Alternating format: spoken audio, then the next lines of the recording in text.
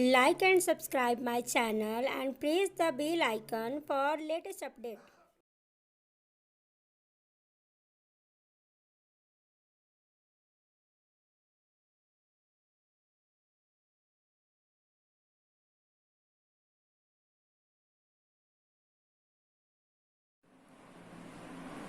Good morning students. संकल्प शैक्षणिक संस्थान में इस YouTube में चैनल में आप सभी का स्वागत है। आप वीडियो को लाइक और चैनल को सब्सक्राइब करते रहेंगे ताकि आपको हर वीडियो का लेटेस्ट अपडेट मिल जाए। तो बच्चों, आज हम लोग जो पढ़ने वाले हैं जीव विज्ञान में लेसन 3 जीवों में विविधता, डाइवर्सिटी इन ऑर्गेनिज्म। सबसे पहले ये समझना है कि डाइवर्सिटी क्या है, विविधता क्या है। जितने जीव हम देख रहे हैं, जो हमारे आसपास हैं, या बहुत से ऐसे जीव हैं जिसे हम देख नहीं पाते, संभव नहीं है, क्योंकि इतने प्रकार के जीव हैं, इतनी उनकी वैरायटीज है, उनके शरीर में इतनी भिन्नताएं हैं, उनके रंग रूप आकार, कोई बहुत सूक्ष्म है जिसको हम लोग नेत्रों से नहीं देख सकते, किसी का आकार बहुत विशाल है जैसे हाथी। कुछ जीव ऐसे हैं जो अपना भोजन स्वयं बना लेते हैं, कुछ जीव ऐसे हैं जो भोजन के लिए दूसरों पर आश्रित रहते हैं। उनके आकार, उनके नेचर, प्रकृति में इतनी भिन्नताएं हैं क्योंकि ये जीव बहुत संख्या में इस पृथ्वी पर मौजूद हैं। कुछ जलीय हैं जो जल में रहते हैं, जल में ही रहने वाले जीव में काफी विविधता है, जैसे डॉल्फिन है, व्हेल है, और एक मछली है, मेढक है। इनके शरीर में, इनकी संरचना में बहुत काफी भिन्नता दिखाई पड़ती है। तो इसी भिन्नताओं को हम कहते हैं विविधता। जीवों में विविधता, यानी सभी जीव एक तरह के नहीं। अब इतने विशाल संख्या में जीव जो मौजूद हैं, इनका अध्ययन कैसे किया जाए, यह एक बहुत बड़ी समस्या है। सर्वप्रथम अरस्तु ने इसको सिंपली 2 भाग में बांट दिया, एक स्थलीय, दूसरा जलीय। जल में रहने वाले को जलीय जंतु, जो स्थल पर रहते थे उनको स्थलीय। लेकिन स्थलीय जंतु में भी इतनी भिन्नता है कि उनका अध्ययन संभव नहीं था। उसी प्रकार जलीय जंतुओं में भी इतनी भिन्नता नहीं थी। जल में रहने के बावजूद भी वो फेफड़े से सांस लेता है, जैसे व्हेल।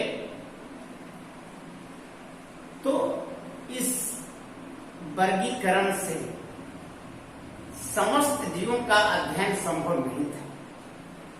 इसके बाद धीरे धीरे सबसे पहले वैज्ञानिक इस वर्गीकरण की ओर कदम बढ़ाए।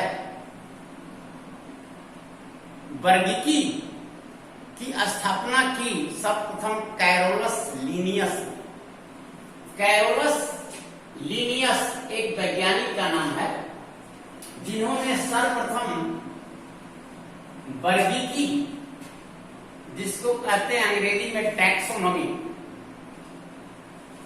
इस वर्गीकी की स्थापना की। इसीलिए कैरोलस लीनियस को फादर ऑफ टैक्सोनॉमी कहा जाता है, वर्गीकी का जनक, क्योंकि इन्होंने ही सर्वप्रथम वर्गीकरण की स्थापना की। अब वर्गीकरण क्या है, इस बात को समझना। क्लासिफिकेशन, वर्गीकरण का अर्थ है कि अध्ययन, वर्गीकरण की आवश्यकता क्यों हुई, ये भी समझ लीजिए। अध्ययन की सुविधा के लिए, क्योंकि इतने जीव थे यहाँ, उनमें इतनी भिन्नताएं थी, भिन्नताओं के बावजूद कुछ जीवों में समानताएं भी थी, तो उनको अध्ययन की सुविधा हेतु अलग अलग समूहों में बांटने की प्रक्रिया शुरू की गई। उनको अलग अलग समूहों में बांटा गया, उनके गुणों में समानता और असमानता के आधार पर, ताकि अध्ययन में सुविधा हो। इसलिए वर्गीकरण की आवश्यकता हो, ताकि इन सभी जीवों का अध्ययन किया जा सके। यानी अध्ययन के सुविधा के लिए वर्गीकरण आवश्यक है। तो वर्गीकरण का अर्थ यह है कि जीवों को उनके गुणों में समानताओं एवं विषमताओं, सिमिलरिटीज एंड डिसिमिलरिटीज के आधार पर विभिन्न समूहों में वर्गीकृत करना या बांटना क्या कहलाता है? वर्गीकरण कहलाता है। यही वर्गीकरण है। जो जीव के गुण में आपस में समानता दिखाई पड़ा, उन्हें एक वर्ग में बांटा गया। जैसे मान लीजिए कुछ ऐसे जीव हैं जो अपना भोजन स्वयं बना लेते हैं, तो उनको एक श्रेणी में रख दिया गया। कुछ ऐसे जीव हैं जिनके कोशिका में कोशिका भित्ति पाई जाती है, उनको एक श्रेणी में रखा गया। कुछ ऐसे जीव हैं जो मृत जीव जंतुओं से अपना भोजन प्राप्त करते हैं, उनको एक अलग श्रेणी में रख दिया गया। कुछ ऐसे जीव हैं जो भोजन नहीं बना सकते, भोजन के लिए अन्य जीवों पर आश्रित हैं। इस तरह से विभिन्न कैटेगरी में इनके गुणों में समानता और असमानता के आधार पर इनको अलग अलग समूहों में बांटा गया, ताकि अध्ययन में सुविधा हो। अध्ययन की सुविधा के लिए इन्हें अलग अलग समूहों में बांटा गया। और जीव विज्ञान की वह शाखा जिसमें जीवों की सुव्यवस्थित क्रम, उनका वर्गीकरण, उनके गुणों में समानता और विषमताओं के आधार पर अलग अलग समूहों में बांटना, और इनके सिद्धांतों का जो अध्ययन किया जाता है उसे क्या कहते हैं? वर्गीकरण, टैक्सोनॉमी या वर्गीकरण विज्ञान, जिसमें मूल रूप से कैसे वर्गीकरण किया गया, किन किन सिद्धांतों पर, किन किन सिद्धांतों से उन्हें वर्गीकृत किया गया, वह विज्ञान की शाखा है जिसको हम कहते हैं टैक्सोनॉमी, जिसका सर्वप्रथम स्थापना किसने किया था? Carolus Linnaeus. तो कैरोलस लिनियस ने वर्गीकरण की स्थापना की। वर्गीकरण क्यों आवश्यक था, इसको आप जान गए। वर्गीकरण क्या है? आप समझ रहे हैं कि जीवों के गुणों में समानताओं और विषमताओं के आधार पर उन्हें भिन्न भिन्न समूहों में वर्गीकृत करना, बांटना वर्गीकरण कहलाता है। आज इसी चैप्टर में हम लोग पढ़ेंगे कि कैसे वर्गीकरण किया गया। इसमें मूल रूप से आर्य व्हिटकर की बहुत बड़ी भूमिका है। आर्य व्हिटकर ने 5 जगत में सभी जीवों को बांट दिया। संसार के जितने जीव हैं उनके लिए उसने क्या किया? सभी को 5 जगत में बांटा। किंगडम कहते हैं जगत को, इंग्लिश में क्या कहते हैं? किंगडम। तो आर्य व्हिटकर ने 1969 में ऐसे इसके पहले भी बहुत से वैज्ञानिक कोशिश किए। पहले इसको प्लांट और एनिमल दो भागों में बांटे, फिर एक तीसरा बनाया संघ मोनरा, फिर भी उसमें उन्हें दिक्कत महसूस होने लगी। तब उन्होंने फिर प्रोटिस्टा और फंगी ये संघ बनाया। इस प्रकार आर व्हिटकर ने मूल रूप से सभी जीवों को 5 जगत में बांट दिया। जगत मोनरा, जगत प्रोटिस्टा, फंजाई, प्लांटी और एनिमल। ये 5 जो जगत हैं, ये बहुत बड़ा जो किंगडम है, इसको सभी जीवों को 5 श्रेणी में बांटा। मोनरा, प्रोटिस्टा, फंगी और प्लांटी और अंत में एनिमेलिया। लेकिन अब यहाँ पर कभी कभी प्रश्न पूछता है कि इसके बांटने का आधार क्या था, किस बेसिस पर इसमें बांटा, on what basis are Whittaker classified all organisms in 5 kingdom. यानी सभी ऑर्गेनिजम्स को, सभी जीवों को उसने किस बेसिस पर, किस आधार पर उन्हें 5 जगत में क्लासिफाई किया, क्या बेस लिया, क्या आधार था, वर्गीकृत करने का उनका बेस क्या था। तो सबसे पहला बेस था, सबसे पहले उसने देखा कि उनकी कोशिकाएं प्रोकैरियोटिक थी कि यूकैरियोटिक। आपको हमने पढ़ाया है पहला चैप्टर में सेल, कोशिका। कोशिकाएं 2 प्रकार की होती हैं, प्रोकैरियोटिक्स और दूसरा यूकैरियोटिक्स। तो प्रोकैरियोटिक कोशिकाएं क्या हैं और यूकैरियोटिक कोशिकाएं क्या हैं, इसके बारे में आप पढ़ चुके हैं फर्स्ट लेसन में। जो प्रारंभिक कोशिकाएं थी, जिसमें केंद्रक वास्तविक रूप से नहीं पाया जाता है, जिसमें केंद्रक झिल्ली नहीं होती है, और उसके जो गुण सूत्र होते हैं, आनुवांशिक जो कैरेक्टर्स हैं, जो आनुवांशिक कैरेक्टर के वाहक हैं, यानी गुणसूत्र, उसमें केवल डीएनए थे, हिस्टोन रहित। और जितने मेम्ब्रेन वाले स्ट्रक्चर थे, जैसे mitochondria, Golgi body, endoplasmic reticulum, ये सब नहीं थे। तो सबसे पहले उसने आधार लिया, क्या आधार लिया कि कोशिका यूकैरियोटिक है कि प्रोकैरियोटिक। प्रोकैरियोटिक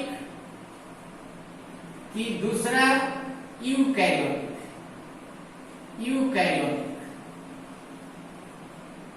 तो जितने जीव प्रोकैरियोटिक वाले थे उनको एक श्रेणी में रख दिया और उसका उन्होंने नाम रखा क्या, मोनरा। सभी यूकैरियोटिक किसमें आते हैं, मोनरा के अंदर। हम इसके बारे में अलग अलग अध्ययन करेंगे कि मोनरा का लक्षण क्या है, प्रोटिस्टा का लक्षण क्या है, फंजाई का लक्षण क्या है, प्लांटी का, एनिमेलिया। अब मोनरा के बारे में आप समझें कि आधार पहला हो गया कि कोशिकाएं प्रोकैरियोटिक हैं कि यूकैरियोटिक। फिर उसका दूसरा बेस लिया कि उनकी यूकैरियोटिक जो कोशिकाएं हैं उनमें वो यूनिसेलुलर है कि बहुत कोशीय, यानी वह जीव जिसके शरीर की रचना केवल एक कोशिका से हुई है या बहुत सी कोशिकाओं से हुई है यूकैरियोटिक में। अब जितने जीव यूकैरियोटिक वाले हैं उसमें उसने क्या देखा कि अगर उसकी शरीर की रचना केवल एक कोशिका से है तो उससे क्या कहेंगे, एक कोशिकीय जीव। उसको एक अलग श्रेणी बना दिया, सभी एक कोशिकीय जीव को एक अलग ग्रुप में रख दिया, एक अलग संघ जगत बना दिया, उसका नाम रख दिया प्रोटिस्टा। प्रोटिस्टा में वैसे जीव को रखा गया जिनकी शरीर की रचना केवल एक कोशिका से है। यूकैरियोटिक है लेकिन उसकी शरीर की रचना किससे है, their body is made up of single cell unit. Unit मान एक होता है, यानी एक कोशीय, और दूसरा अब हो गया बहुकोशीय। अब देखिए यूकैरियोटिक में दो ग्रुप बना। एक ग्रुप बना जिस जीव की शरीर की रचना केवल एक कोशिका से है, और उसके लिए उसने एक अलग जगत बना दिया, और उसका उन्होंने नाम रखा क्या? प्रोटिस्टा। प्रोटिस्टा। अब फिर देखा उसने कि अगर उसकी शरीर की रचना एक से अधिक यानी बहुत सी कोशिकाओं से है, तब उसने देखना शुरू किया कि उसकी कोशिका में कोशिका भित्ति उपलब्ध है कि नहीं, कोशिका भित्ति सहित और कोशिका भित्ति रहित, दो चीज देखा उसने कि उसके सेल जो हैं यूकैरियोटिक सेल्स, जिनसे उनकी शरीर की रचना हुई है, उनकी कोशिकाओं में सेल वॉल है कि नहीं, कोशिका भित्ति है कि नहीं। अगर उसमें कोशिका भित्ति है तो उसने क्या किया? उन सबको एक अलग जगत में रख दिया, सभी कोशिका भित्ति सहित वाले को और कोशिका भित्ति रहित वाले को एक श्रेणी में रखा। जिनमें कोशिका भित्ति नहीं है, तो कोशिका भित्ति सहित यानी जिसमें सेल वॉल प्रेजेंट है, present cell wall present, cell wall present, इसमें है कि cell wall absent, cell wall absent, यानी कोशिका भित्ति नहीं है। इसका अर्थ क्या है कि eukaryotic cells which contain no cell wall, यानी वह यूकैरियोटिक कोशिका जिनमें सेल वॉल नहीं है, सेल वॉल जिसमें नहीं है, उसको एक अलग संघ बना दिया, मतलब जगत बना दिया, जिसका नाम रख दिया फंजाई।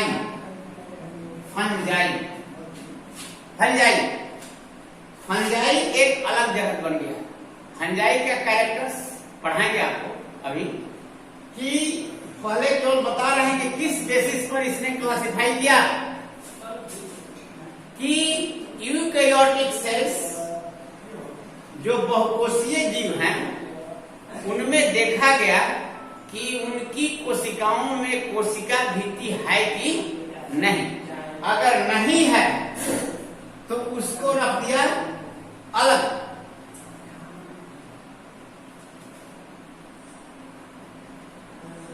अब देखिए यहां कोशिका भित्ति नहीं है और कोशिका भित्ति है। अगर कोशिका भित्ति नहीं है तो क्या है?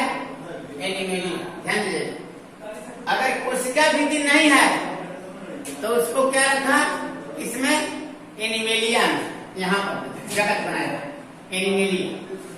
अब कोशिका भित्ति है तो उसमें दो श्रेणी देखा गया कि वह अपना भोजन बना सकता है कि भोजन नहीं बना सकता।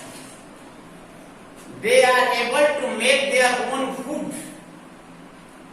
यानी जिसमें कैपेसिटी है भोजन बनाने की, जिसमें भोजन बनाने की क्षमता है, उसको एक अलग जगत में रखा, और जिसमें भोजन बनाने की क्षमता नहीं है उसको एक अलग जगत में रखा। तो जो भोजन नहीं बनाते हैं उनके लिए उसने एक जगत बनाया जिसका नाम रखा फंजाई। और जो भोजन बना सकते हैं, जो प्रकाश संश्लेषण कर सकते हैं, सिंपली आप कहें कि जिनमें प्रकाश संश्लेषण करने की क्षमता है, उनके लिए एक अलग जगत बनाया गया। उसका क्या नाम रखा गया? उसका नाम रखा गया प्लांटी। ऑल ग्रीन प्लांट्स, सभी बहुकोशीय पादप, एक कोशीय नहीं, सभी बहुकोशीय पादप इस श्रेणी में आते हैं। All multicellular green plant included in kingdom Plantae. Kingdom Plantae में रखा गया वैसे जीव को जिनमें भोजन बनाने की क्षमता है, यानी जो प्रकाश संश्लेषण कर सकते हैं, और जो प्रकाश संश्लेषण नहीं कर सकते उन्हें एक अलग जगत में रखा गया। उसका नाम रखा गया क्या? फंजाई, कवक जिसको कहते हैं। और जिनमें कोशिका भित्ति नहीं पाई जाती उनके लिए अलग जगत बनाया गया। उसका नाम रख दिया गया एनिमेलिया, जिसमें सभी एनिमल्स, ऑल एनिमल्स जो भोजन नहीं बना सकते और भोजन के लिए मूलतः वो पौधों पर या पादप पर या किसी अन्य जंतुओं पर निर्भर रहते हैं। इस प्रकार इस आधार से उसने व्हिटकर ने सभी जीवों को 5 मुख्य जगत यानी किंगडम में बांटा। इसलिए इसका नाम है 5 kingdom classification. 5 kingdom classification question आएगा कि व्हिटकर के 5 जगत वर्गीकरण के बारे में लिखें। तो 5 किंगडम क्लासिफिकेशन यही है कि व्हिटकर ने सभी जीवों को 5 जगत में बांटा: मोनेरा, प्रोटिस्टा, फंगी, प्लांटी और एनिमेलिया। इनका बेसिस क्या था कि उनकी कोशिकाओं का नेचर कैसा है, प्रोकैरियोटिक है कि यूकैरियोटिक है। इसके साथ साथ वे एकोषीय हैं कि बहुकोषीय हैं। इसके साथ साथ उनकी कोशिका में कोशिका भित्ति पाई जाती है कि कोशिका भित्ति नहीं पाई जाती, और वे प्रकाश संश्लेषण करते हैं कि प्रकाश संश्लेषण नहीं करते हैं। इस आधार पर इनको 5 जगत में बांट दिया। अब जगत में बांटने के बाद वर्गीकरण का जो एक स्तर बनाया गया, सर्वप्रथम कैरोलस लिनियस ने वर्गीकरण के लिए पहले किंगडम, फाइलम, क्लास और जीनस और स्पीसीज में उसने वर्गीकृत किया। लेकिन एक वर्गीकरण का आधार यहां लिया गया है वर्गीकरण के परस्पर संबंधी लक्षणों का एक पदानुक्रम हिरेची बनाया गया है, जिसमें ऊपर से देखिए किंगडम, फिर उसमें सब किंगडम, फाइलम, वर्ग, गण यानी ऑर्डर, फैमिली, वंश और जाति। इसे कहते हैं हिरेची। पदानुक्रम ये वर्गीकरण का स्तर है कि देखिए जैसे जैसे हम ऊपर बढ़ेंगे जंतुओं के गुणों में भिन्नताएं ज्यादा मिलेगी। अब एक स्पीसीज के जंतु में काफी समानता है, जैसे मानव की स्पीसीज ये आपस में इंटरब्रीड कर सकते हैं, लेकिन वही जीनस नहीं कर सकता। इसके बाद इस फैमिली में आएंगे, इसके बाद जैसे फैमिली एक ही फैमिली का है लेकिन उसका स्पीसीज अलग होता है। जैसे पैंथेरिया लियो, पैंथेरिया टाइग्रिस, इनके लगता है कि परिवार एक है, लेकिन एक ही जीनस का है पैंथेरिया का, लेकिन लियो हो गया, स्पीसीज बदल गई, जात बदल गई तो लायन हो गया। पैंथेरिया टाइग्रिस तो टाइगर हो गया। तो देखिए कैसे धीरे धीरे ये वर्गीकरण को सर्वप्रथम इसका एक आधार लिया गया विकास इवोल्यूशन, जिसको डार्विन ने दिया था। Darwin theory of natural selection, origin of the species by the natural selection, जो पुस्तक प्रकाशित किया था डार्विन ने, जो आप 10th क्लास में पढ़ेंगे कैसे विकास हुआ है। विकास का जो क्रम है ये वर्गीकरण से बहुत काफी सिमिलरिटी रखता है, बहुत काफी समानता रखता है, कैसे जीवों का विकास हुआ। और इसके संबंध में डार्विन ने जो पुस्तक प्रकाशित किया उस पुस्तक का नाम था origin of the species by the natural selection, यानी जीवों का उद्भव प्रकृति वर्णवाद द्वारा, नेचुरल सिलेक्शन के द्वारा। तो ये क्लासिफिकेशन जो है, ये वर्गीकरण जो आप पढ़ेंगे, इसमें आपको देखना होगा कि इसका संबंध इवोल्यूशन से है। इवोल्यूशन, इवोल्यूशन यानी विकास। जो 10th क्लास में आप पढ़ेंगे Darwin's theory of natural selection, कैसे जीवों का विकास हुआ, जैसे प्रारंभिक जीव बैक्टीरिया और छोटे छोटे जीव प्रोटोजोआ, और आज आप देख रहे हैं जो सबसे जटिल जीव हैं, उनके गुणों में कैसे कैसे परिवर्तन आते गए। लेकिन कुछ ऐसे गुण हैं जो उसके हर वंश, हर जनरेशन में वो सिमिलरिटी रखता है, जैसे गिल क्लोम्स, नोटोकॉर्ड, ये सभी अधिकतर मिलते हैं मछली में भी। मछली के जो पीछे का जो जंतु है उसमें देखिएगा नोटोकॉर्ड, वही नोटोकॉर्ड रूपांतरित हो जाता है किसमें, वर्टिब्रेट में। वर्टिब्री जिसको हम लोग मेरुदंड कहते हैं, रीढ़ की हड्डी, वर्टिब्री में रूपांतरित हो गया। ये गिल क्लोम्स जो श्वसन के लिए है, कुछ जंतुओं में धीरे धीरे वो लंग्स के रूप में रूपांतरित हो गए। इस आधार पर हम देखते हैं कि जो पूर्वजों में गुण थे, जैसे टेल, हर जीव में टेल उसके भ्रूण के विकास में जरूर रहता है। जैसे मेढक का लार्वा देखिए, टैडपोल लार्वा, उसके लार्वा में पूंछ है, लेकिन वही पूंछ धीरे धीरे खत्म हो जाती है। तो उसके भ्रूण के विकास में वह अपने पूर्वजों के सारे गुणों को दोहराता है।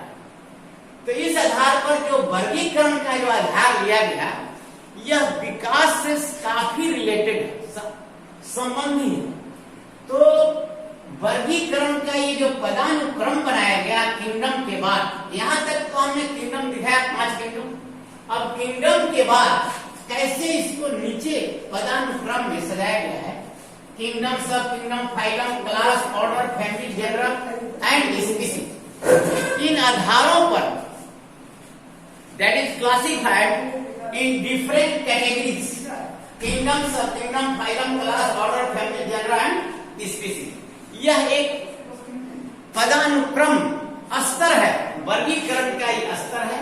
जात, वंश, कुल, गण, ऐसे यदि आएंगे तो काफी रिलेशन मिलता रहेगा, ऊपर जाएंगे तो काफी इसमें डिफरेंस आने। तो इस प्रकार ये 5 किंगडम जो है, अब इसमें पूछता है कि मोनरा का कैरेक्टरिस्टिक्स क्या है, प्रोटिस्टा का कैरेक्टरिस्टिक्स क्या है, फंजाई का कैरेक्टरिस्टिक्स क्या है, प्लांटी का कैरेक्टरिस्टिक्स क्या है, और एनिमेलिका का कैरेक्टरिस्टिक्स क्या है। तो इस आधार पर हम लोग अब पांचों के बारे में अलग अलग अध्ययन करेंगे। ये पांचों जो क्लास है, पांचों जो किंगडम है, इनका हम लोग अब अध्ययन करेंगे बारी बारी से। कैसे, ध्यान दीजिए। यहाँ सबसे पहले हम लेकर के चल रहे हैं, सबसे पहले कौन सा है, सबसे पहला है आपका मुनरा। मुनरा के लक्षण क्या है, मुनरा के अंतर्गत जितने जीव रखे गए हैं उनके लक्षण क्या है, कैरेक्टरिस्टिक्स फीचर, उनके लक्षण क्या है मुनरा के अंतर्गत जो रखे गए हैं जीव। सबसे पहले हम लेकर के चलते हैं मुनरा। मुनरा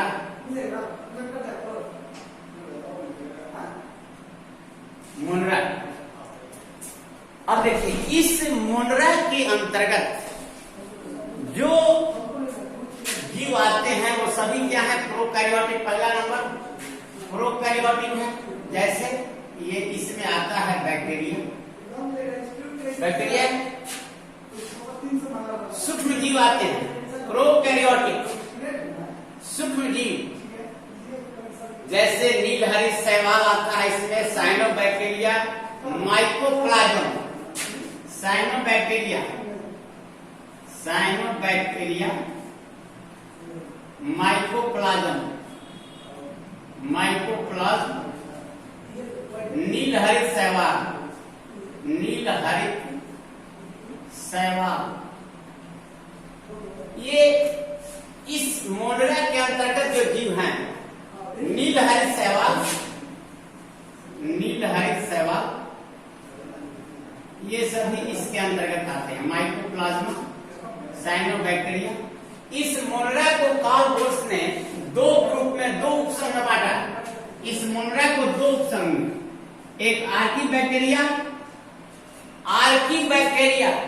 इसको बांटने का बोस ने इसको बांटा किसमें? आर्कीबैक्टीरिया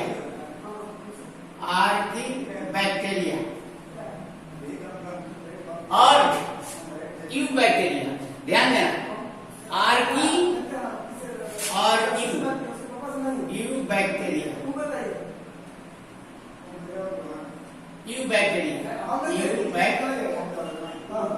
यूबैक्टीरिया में इसमें आते हैं जो कौन कौन जीव, याद रखना है आपको।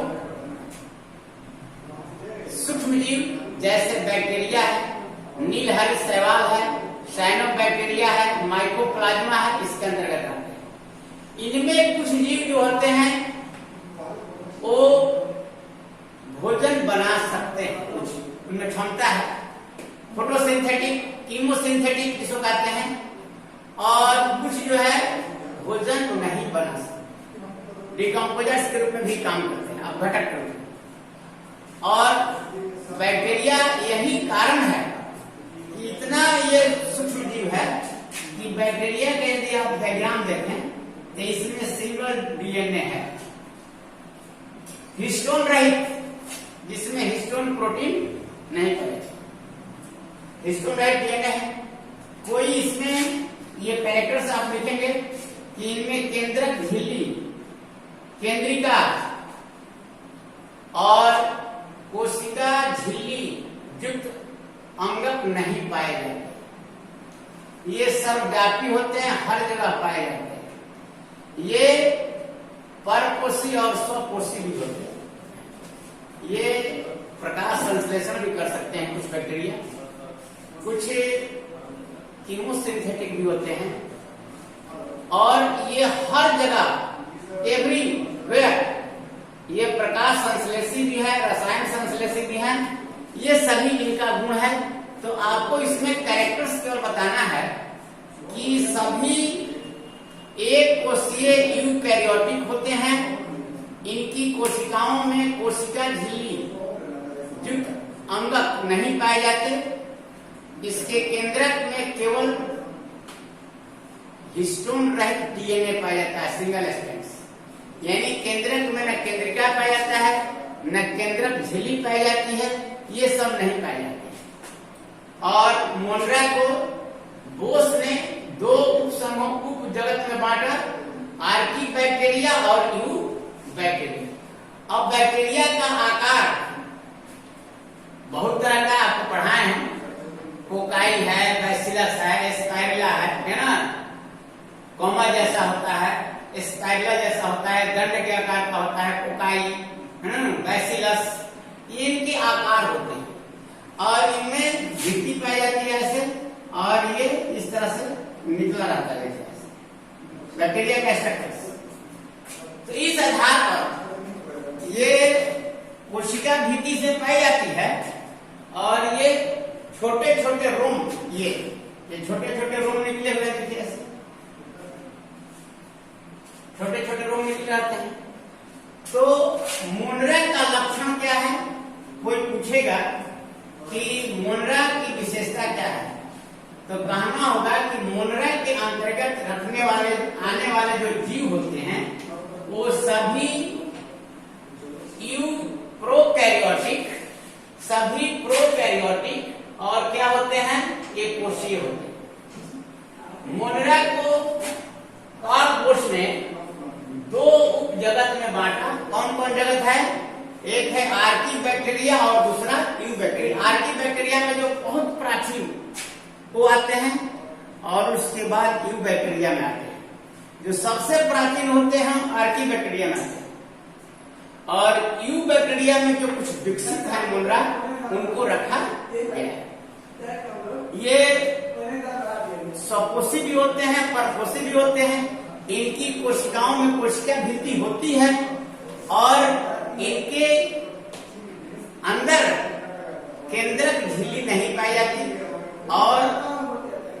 बिना हिस्टोन के डीएनए पाया जाता है।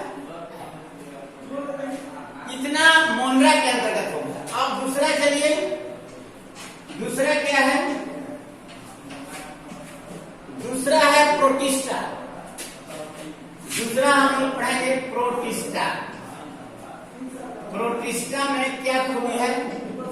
प्रोटिस्टा के जीव सभी यूकैरियोटिक हैं, यूकैरियोटिक लेकिन एक कोशीय।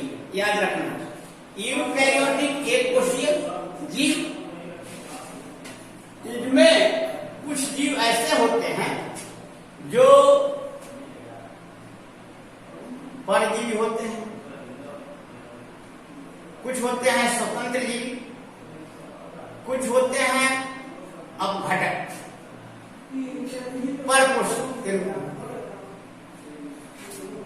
अब इसमें एग्जाम्पल है, जैसे शैवाल में है डायटम्स,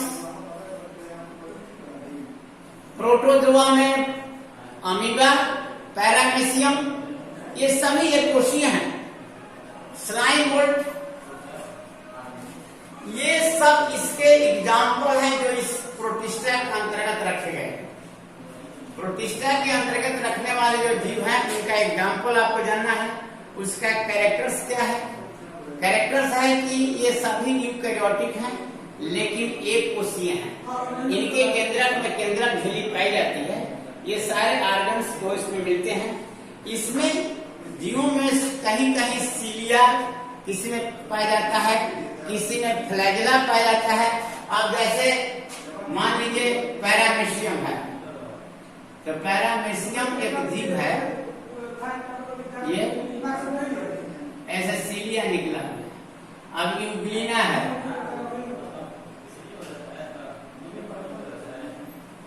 अब यूग्लिना में यहां से फ्लैगेला निकला, यूग्लिना, इसमें क्लोरोप्लास्ट होता है। अब कहिए कि प्लांट में है कि एनिमल में? क्योंकि इसमें क्लोरोप्लास्ट है, ये अपना भोजन स्वयं बना सकता है, लेकिन इसको वैज्ञानिकों ने देखा कि इसमें कुछ गुण प्लांट जैसे हैं और कुछ एनिमल जैसे हैं। रिमूव कर रहा है प्लांट, फ्लैगेला, फ्लैगेलम है, फ्लैगेला भी पाया जाता है। ये सीलिया पाया जाता है, सीलिया ये पाया जाता है। इस तरह से इसमें सीलिया फ्लैगेला भी मिलते हैं। और जैसे अमीबा है, ये अमीबा है, ये उत्पाद बना जाता है, सीडोपोडिया उत्पाद बनाता है। इसका आकार अनिश्चित होता है। भोजन के प्रचलन, ये उत्पाद भी प्रचलन के रूप में आता है। ये सीलिया प्रचलन के रूप में आते हैं। ये फ्लैगेलम भी प्रचलन में। तो ये प्रोटिस्टा का ये गुण है कि इसके अंतर्गत आने वाले जो जीव हैं ये सभी यूकैरियोटिक हैं और एक कोशीय हैं। इसमें कुछ परजीवी, कुछ परपोषी होते हैं। और यूग्लिना, स्लाइम मोल्ड्स, डायटम्स, ये सभी एग्जाम्पल आपको बता देना है और साथ साथ इसमें पाए जाने वाले जीव का कुछ एग्जाम्पल बताना है। चलिए तीसरा क्या है? थर्ड है फंजाई, जिसको कहते हैं fungi.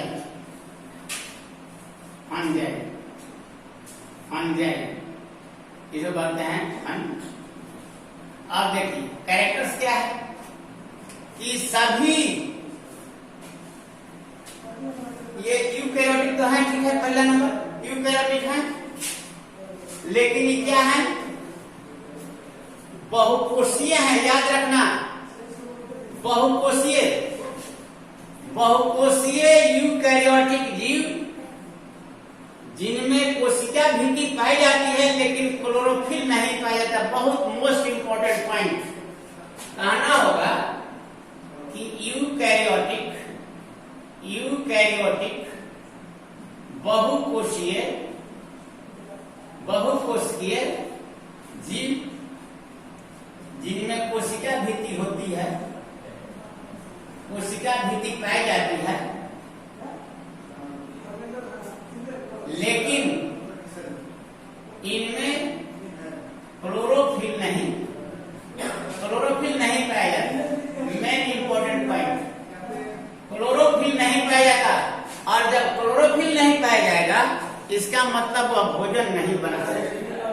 that are not able to make their own food, क्योंकि इनमें क्लोरोफिल नहीं पाया जाता। ये मूल रूप से अपना भोजन बना नहीं सकते। ये परजीवी, सहजीवी या मृत जीवी हो सकते हैं। They can be parasitic and saprophytic and symbiotic, सहजीवी। एक एग्जाम्पल आपको बताएंगे, फंगस और एल्गी का दोनों का एक साथ सहजीवी के रूप में रहना, जिसका नाम है लाइकेन। लाइकेन यानी लाइकेन में सहजीविता का एक बहुत अच्छा उदाहरण है कि फंगस और एल्गी एक साथ रहते हैं। अब ये जो जीव हैं सभी परिस्थितियों में पाए जाते हैं। इतना सड़ा गला चीज आप देखिएगा, मशरूम, जहां बरसात के सीजन में पुआल सड़ता है वहां पर देखिए छाता नमक।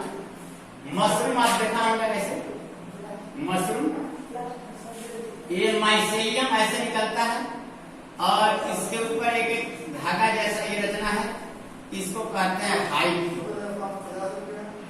ऐसे कहते हैं ये जो जाल बना लिया है ऐसे, ये पूरा जालीयुक्त जो रचना है और ऊपर ऐसे निकल आता है, यहाँ पर स्पोरेंजियम बना लिया, स्पोर बना लिया। ये है कवक जिसको कहते हैं राइजोपस। राइजोपस इसको एक सिंगल जो धागा है उसको क्या कहते हैं, that is known as hive. इसको कहते हैं हाइव और इसकी पूरी शाखाएं जो है क्या कहते हैं इसको mycelium. Mycelium that is known as mycelium. इस प्रकार हाइफी एक पतले तंतु कहते हैं और इन तंतुओं का जो जाल होता है उसको क्या कहते हैं, माइसेलियम। इनकी शरीर की रचना धागे जैसी कवक जाल की तरह होती है और एग्जाम्पल में आप याद कर लीजिएगा, म्यूकर, पेंसिलियम, राइजोपस,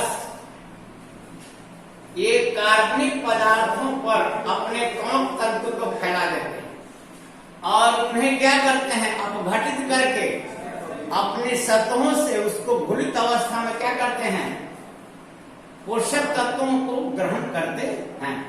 इसमें एग्जाम्पल आता है रोग पैदा करते हैं, जैसे चर्म रोग, रिंगवर्म न, और ईस्ट एग्जाम्पल है इसका। इसमें भोजन ग्लाइकोजन के रूप में रहता है।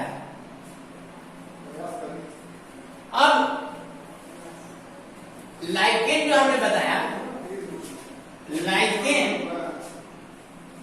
लाइकेन क्या है कि इसमें जो ग्रीन प्लांट्स हैं ये रहते हैं साथ एल्गी, और एल्गी भोजन बनाता है और भोजन बनाने के लिए ये सारी सामग्री इसको देता है। सारी सामग्री इसको क्या करता है, मुहैया कराता है। सारे सामग्री ये इसको देता है और ये भोजन बनाता है और दोनों मिल करके एक साथ कार्य करते हैं। तो इस तरह से फंगस में आपको एग्जाम्पल याद करना है, पेंसिलियम, राइजोपस,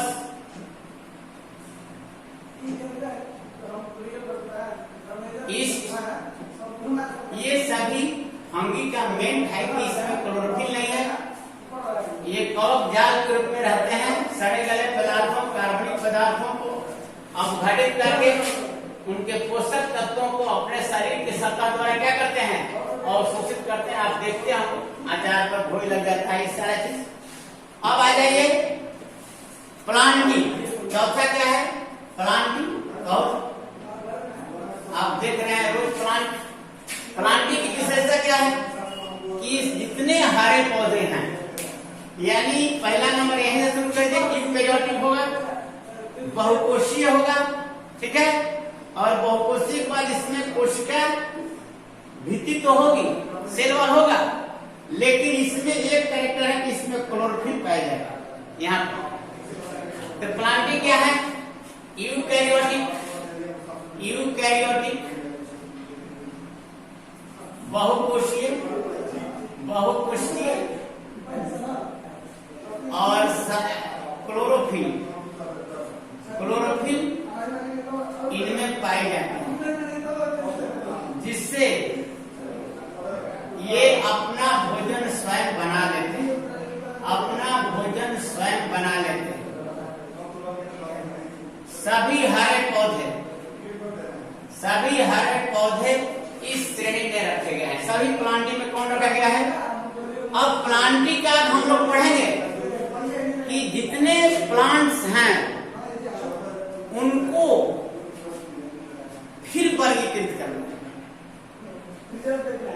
बहुत से प्लांट हैं जिनमें फूल नहीं आता है, बहुत से प्लांट है जिसमें फूल है, बहुत से प्लांट है जो बिल्कुल उसमें ना रूट है, ना स्टेम है, ना लीफ है, थैलस जैसा है, जैसे एल्गी, शैवाल। बहुत से प्लांट है जिसमें वेस्कुलर बंडल डेवलप नहीं है, संभावना तक नहीं पाया जाता है। बहुत से तक है कि जिनमें बीज नेकेड है, फल के अंदर नहीं है। जिम्नोस्पर्म, एंजियोस्पर्म, क्रिप्टोगेम्स, फेनरोगेम्स, ये सब अगले वीडियो में हम लोग पढ़ेंगे। प्लांट का क्लासिफिकेशन, प्लांटी का क्लासिफिकेशन अलग से। अभी खाली हमने जनरल बताया कि प्लांटी को क्यों रखा गया, इनके क्या कैरेक्टर्स हैं। अब प्लांटी में जितने हरे पौधे हैं इसको फिर कितने समूह में बांटा गया, इसका अलग क्लासिफिकेशन। फिर इस एनिमेलिया का अलग क्लासिफिकेशन, वो हम लोग का दूसरा वीडियो होगा। इसमें हम लोग खाली प्लांट का कैरेक्टर्स पढ़ेंगे। इसके बाद है एनिमेलिया, एनिमेलिया। इसमें क्या करना है? सभी एनिमल्स जो अपना भोजन स्वयं नहीं बना सकते, इसको एनिमेलिया के अंतर्गत रखा गया है। यानी ये सभी यूकैरियोटिक हैं लेकिन बहुकोषीय हैं, इनमें कोशिका वृद्धि नहीं पाई जाती है और ये इनमें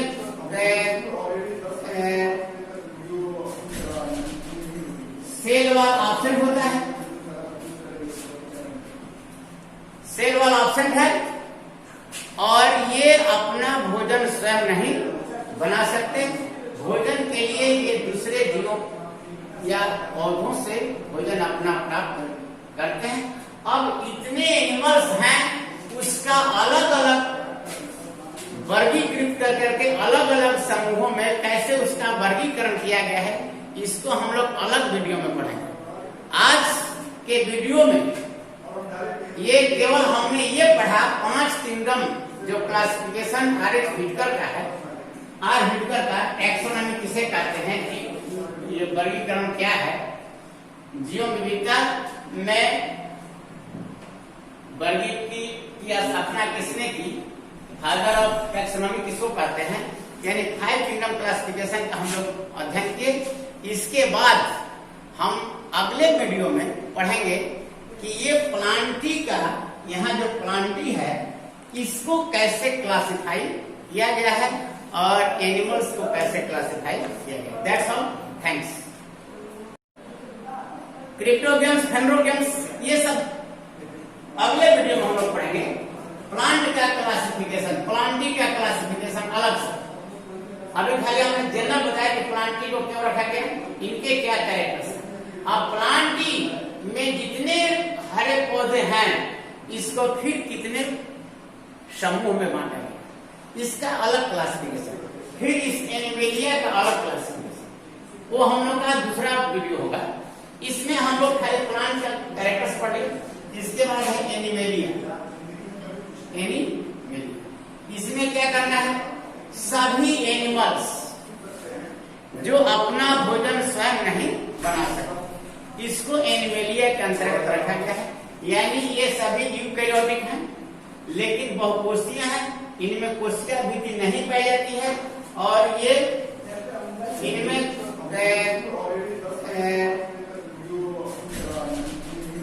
सेल वॉल एब्सेंट होता है, सेल वॉल एब्सेंट है और ये अपना भोजन स्वयं नहीं बना सकते। भोजन के लिए ये दूसरे जीवों या पौधों से भोजन अपना प्राप्त करते हैं। इसका अलग अलग वर्गीकृत कर करके अलग अलग समूहों में कैसे उसका वर्गीकरण किया गया है, इसको हम लोग अलग वीडियो में पढ़ेंगे। आज के वीडियो में ये केवल हमने ये पढ़ा 5 किंगडम जो क्लासिफिकेशन आर.एच. व्हिटकर का है, आर. व्हिटकर का टैक्सोनॉमी किसे कहते हैं, ये वर्गीकरण क्या है, जीव विविधता में वर्गीकरण की स्थापना किसने की, फादर ऑफ टैक्सोनॉमी किसको कहते हैं, यानी 5 किंगडम क्लासिफिकेशन का हम लोग अध्ययन किए। इसके बाद हम अगले वीडियो में पढ़ेंगे कि ये प्लांटी का, यहाँ जो प्लांटी है इसको कैसे क्लासिफाई किया गया है और एनिमल्स को कैसे क्लासिफाई किया गया। That's all, thanks. Cryptogams, phanerogams, ये सब अगले वीडियो में हम लोग पढ़ेंगे। प्लांट का क्लासिफिकेशन, प्लांटी का क्लासिफिकेशन अलग से। अभी खाली हमने जनरल बताया कि प्लांटी को क्यों रखा गया, इनके क्या कैरेक्टर्स हैं। अब प्लांटी में जितने हरे पौधे हैं इसको फिर कितने समूह में बांटा गया, इसका अलग क्लासिफिकेशन। फिर इस एनिमेलिया का अलग क्लासिफिकेशन, वो हम लोग का दूसरा वीडियो होगा। इसमें हम लोग खाली प्लांट का कैरेक्टर्स पढ़ेंगे। इसके बाद है एनिमेलिया। एनिमेलिया इसमें क्या करना है, सभी एनिमल्स जो अपना भोजन स्वयं नहीं बना सकते इसको एनिमेलिया के अंतर्गत रखा गया है। यानी ये सभी यूकैरियोटिक हैं लेकिन बहुकोषीय हैं, इनमें कोशिका वृद्धि नहीं पाई जाती है और ये इनमें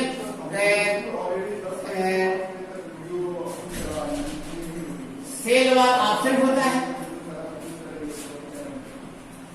सेल वाल ऑप्शन है और ये अपना भोजन स्वयं नहीं बना सकते। भोजन के लिए ये दूसरे जीवों या पौधों से भोजन अपना प्राप्त करते हैं। अब इतने एनिमल्स हैं उसका अलग अलग वर्गीकृत कर करके अलग अलग समूहों में कैसे उसका वर्गीकरण किया गया है, इसको हम लोग अलग वीडियो में पढ़ेंगे। आज के वीडियो में ये केवल हमने ये पढ़ा 5 किंगडम जो क्लासिफिकेशन आर.एच. व्हिटकर का है, आर. व्हिटकर का टैक्सोनॉमी किसे कहते हैं, कि ये वर्गीकरण क्या है, जीव विविधता में वर्गीकरण की स्थापना किसने की, फादर ऑफ टैक्सोनॉमी किसको कहते हैं, यानी 5 किंगडम क्लासिफिकेशन का हम लोग अध्ययन किए। इसके बाद हम अगले वीडियो में पढ़ेंगे कि ये प्लांटी का, यहाँ जो प्लांटी है इसको कैसे क्लासिफाई किया गया है और एनिमल्स को कैसे क्लासिफाई किया गया। That's all, thanks.